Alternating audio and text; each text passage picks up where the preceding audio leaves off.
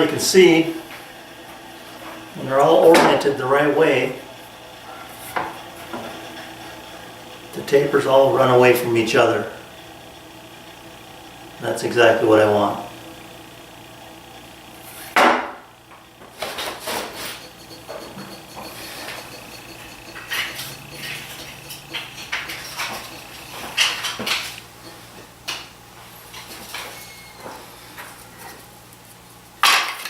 Plus I got a nice set of wedges out of the deal.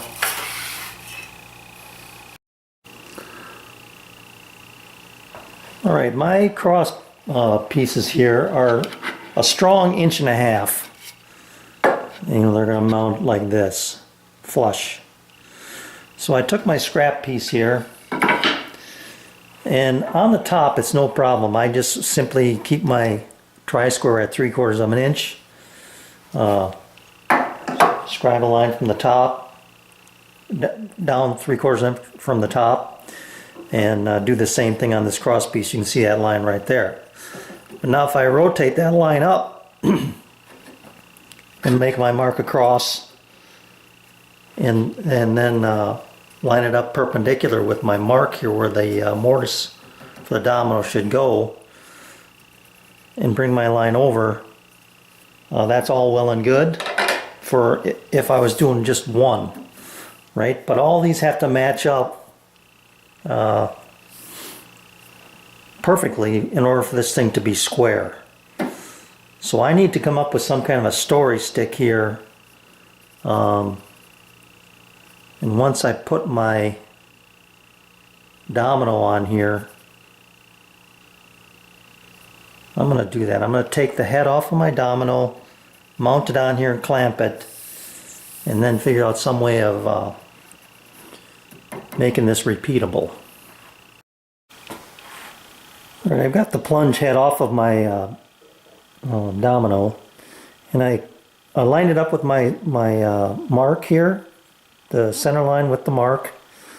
I lightly clamped it in place, and then I came up with this stop system here to always register from the same point.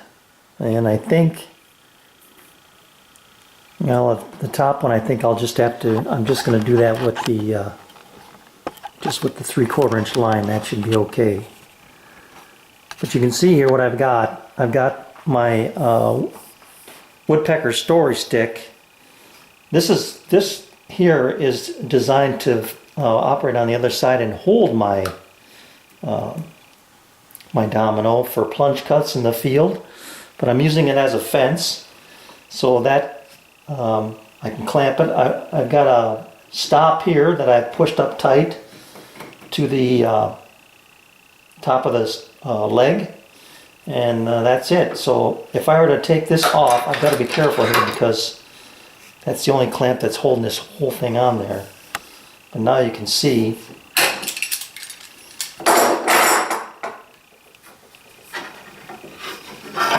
what I can do here. I can just bring this up to my leg, make sure it's tight to the top, and then clamp it, then slide my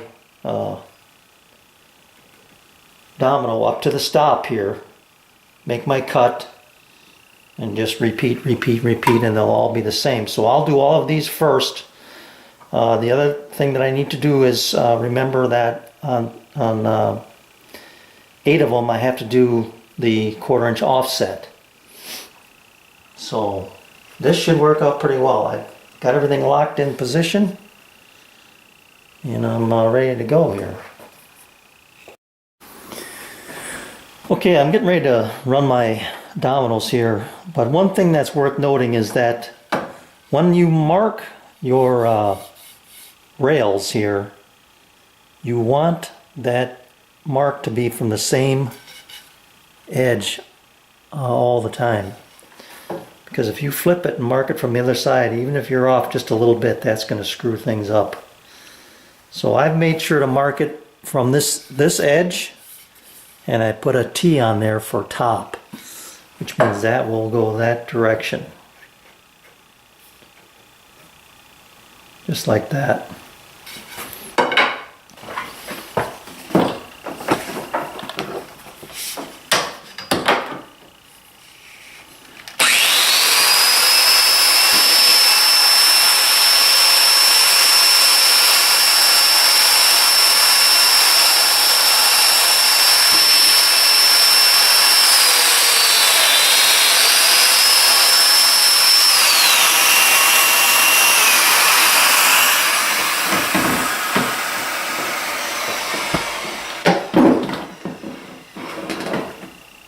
Now I can take this off.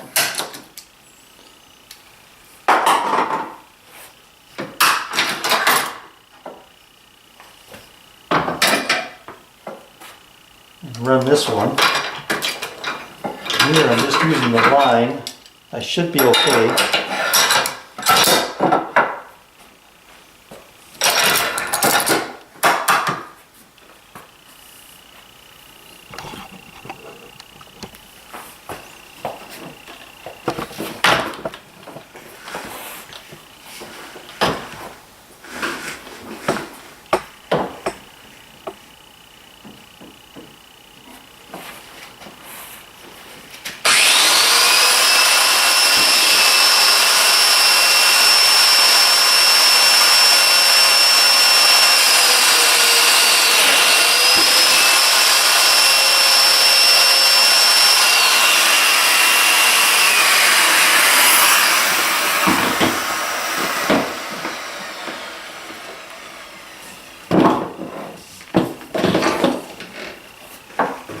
Alright, I'll just keep doing that.